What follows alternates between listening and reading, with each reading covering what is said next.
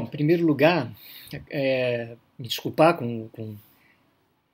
agradecer o convite, né, da gestão ativa e me desculpar porque demorei, já tem alguns meses que me propuseram abordar esse tema, né, o tema da pandemia no Brasil, e eu estou desde abril concluindo já um curso, né, uma optativa que eu não parei, e 68 horas de aulas teóricas que concluí agora, em agosto, e me deu um trabalho porque tive que aprender, né, algumas coisas sobre TI mesmo, né, de, de educação que eu não conhecia, né, Google Suite, né, Meet, etc. Além das reuniões complexas para normatizar as aulas remotas, né, as atividades remotas na UENF, que também me consumiram muitas horas de trabalho. Então, fica aqui meu agradecimento e minha desculpa pela demora. Olha, o problema da pandemia, nós já temos, né, para lá de mais de 110 mil mortos, cerca de 120 mil mortos a essa altura. E, bom, caminhando para 200 mil, né? Caminhando para 200 mil mortos. Uma coisa evitável, mas que nós não conseguimos evitar. Não me surpreende, porque a qualidade da política pública no Brasil é muito questionável, né? A maioria das políticas públicas. Nesse particular, eu acho que o erro é generalizado, embora, é claro, o principal problema é que o Brasil enfrentou isso sem um governo federal ajudando, né? Sem uma coordenação nacional. Um problema que, num país de proporções continentais, com uma fronteira ampla, né, inclusive de portos e aeroportos, é um problema muito grave, né, muito sério. Mas, então, o presidente da República tem uma grande responsabilidade nisso, né? Mas não é a questão exclusiva, não é o único responsável. Nós adotamos políticas, tanto o Mandetta lá atrás, né, na saúde, quanto os governadores, ocupando esse vácuo, adotaram políticas que me pareceram melhores do que não fazer nada, né, do que a imunização de gado do presidente da República, mas também políticas equivocadas, né? Então, na gestão do Mandetta, ele não bateu o pé para que se fechassem portos e aeroportos, né, para as pessoas oriundas dos países em que a epidemia já estava avançada. Na Europa,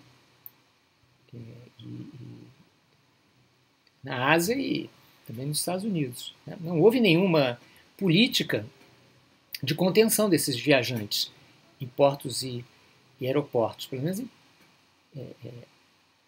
em termos do turismo e dos negócios. Né? E isso que significa que o país ficou com as fronteiras abertas ao vírus. E o vírus vinha de fora. Então esse é o primeiro grave equívoco. Né?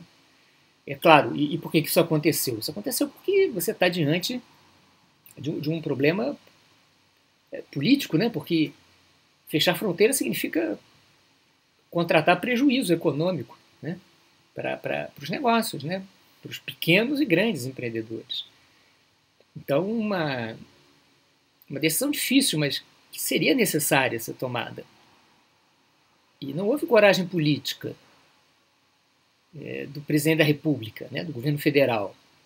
O que é impressionante, porque a extrema-direita, esse é um governo de extrema-direita, a extrema-direita gosta de fechar a fronteira, ela tem uma pauta contra a imigração desregulamentada, etc, etc, e no momento que podia fechar a fronteira, por causa do vírus, não fechou. É impressionante.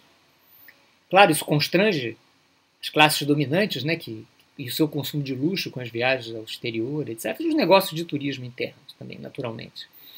Mas isso foi um erro erro fatal, uma omissão fatal, mas que não acomete só o presidente, né? Eu lembro de ter ouvido da Globo News, o Demetrio Magnoli, um dos melhores comentaristas da televisão brasileira, falando que ali em março, até o vídeo sumiu lá do banco de dados da Globo News, que o vírus, esse negócio de fechar a fronteira é uma bobagem, porque o vírus não tem passaporte. Uma declaração absolutamente infeliz do grande intelectual, que é o Demetrio Magnoli. Quer dizer, tudo isso espelhando uma enorme confusão política, ideológica, em torno de um tema simples, né? Um vírus, né? Que não tem partido, nem tem ideologia, né? Então, esse era o clima em março, né? O clima que possibilitou o carnaval rolar solto em termos da visita, da entrada dos estrangeiros e do retorno dos brasileiros do exterior também, né? As políticas de turismo em relação a isso desastrosas.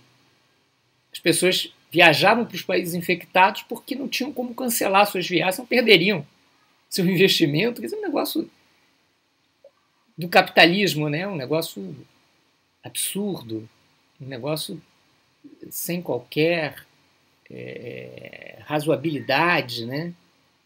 Então essa situação toda engendrou as portas abertas para a entrada do vírus. Então, o segundo aspecto, que foi muito ruim também nas políticas de combate ao vírus, foi a política, na verdade, apocalíptica, né, de lockdown, de fechar tudo. Quando se descobriu que o vírus estava entrando e estava se espalhando, e ia se espalhar, né, quer dizer, se viu o que estava acontecendo na Europa, o desastre europeu, né, particularmente espanhol e italiano, acendeu a luz de alarme, saíram correndo, fecharam tudo. Quer dizer, mas como assim? Fecharam tudo inclusive onde não havia vírus. Ora, faltou nessas equipes epidemiológicas algum sociólogo, antropólogo, para dizer o seguinte: olha, nós temos uma dificuldade social, não temos experiência histórica. A última epidemia grave que afetou o Brasil foi lá no início do século passado, 1918, a gripe espanhola. Então, como assim?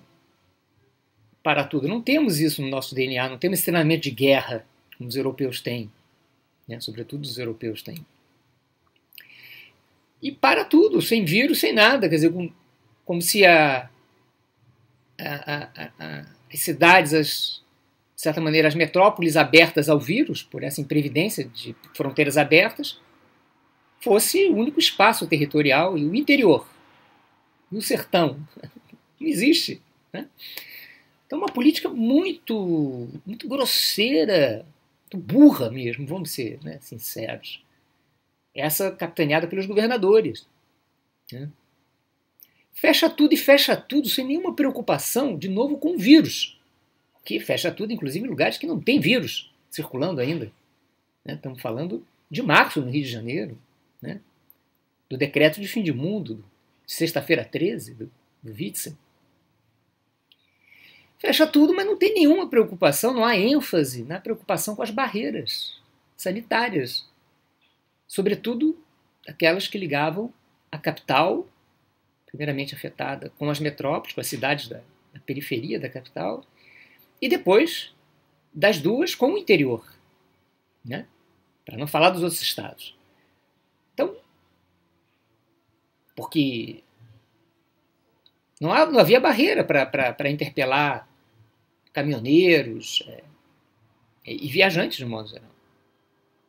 Isso foi, inclusive aqui em São João da Barra, verdade seja dita, isso foi implementado.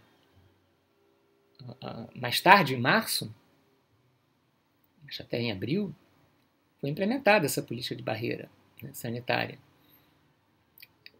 que é correta. Né? Antes de fechar tudo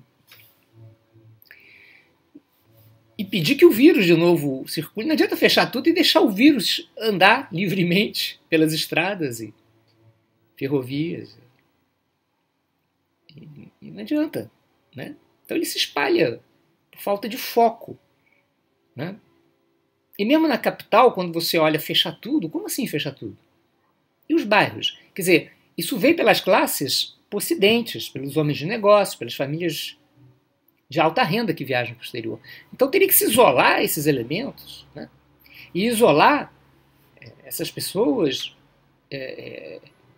do restante da população. Era isso que devia ter sido feito. Muito desagradável. Muito desagradável. Mas era isso que tinha que ter sido feito lá atrás, né? Isolar essas pessoas para que elas não contaminassem um conjunto da cidade. E isso era possível fazer por isolamentos, barreiras sanitárias por bairros, né? Impedindo inclusive algumas políticas foram feitas, mas políticas burras, como a hotelaria, né?